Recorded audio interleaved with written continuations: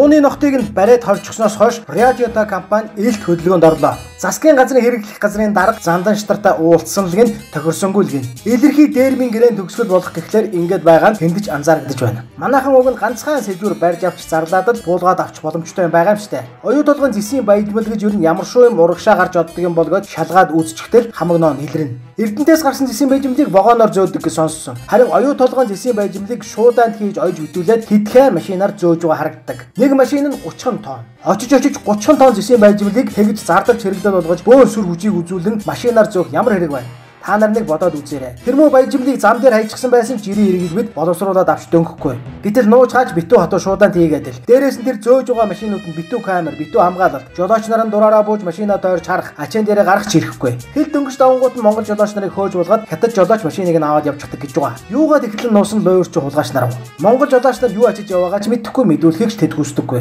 За ингээд бодоод үзэхлээр тэр өдөр бүр зөөжгүй зэсгээч юм нь яг зэс мөн үү? Тэгээд бас хэл гайл дээр шалах хэрэггүй гэж байгаа юм шүү. Тийм жоохон ачаанд зарцуулж буй тээврийн зардал нууцлал зэргийг нь бодоод үзэхэд яг зэсэж харагдаач. Зэснээс хамаагүй давсан өндөр үнэтэй бөөн булхаатай эмээг л тэгж нууж далдалнаа да. Оюу толгойн уурхай нэршлэн гадаадаа бол оюу толгойн зэс алтны уурхай гэж явдаг юм билээ. За ийм л байна. Тэр Ухнагийн хөрс Халтмаагийн Батбулга Долгор сүрэнгийн Сумын авзар нар Монголын дүүхэнд нэрээ сайнаар мөнхлөн үлдээхийг хүсэж байгаа бол оюу толгойг нэг цэгцэлж хэрэгтэй байгаа юм. Ард түмэн үүнийг л үсэж та нарыг дэмжсэн. Ийм илэрхий ловрыг зогсоочж чадахгүй бол та нарыг ер нь яах ч гэж толгой дээрээ залах юм. Тэрийн ордноор дүүрэн ловрч хулгайч нар язгамалдаж байдаг. Одоо шоронд байгаа хэд чигээл бүх насаараа монголчуудын хараал зүхлийг эзсэн юмнууд л болно. Зориглоо зүтгээд үзвэл яасан юм бэ та хэд?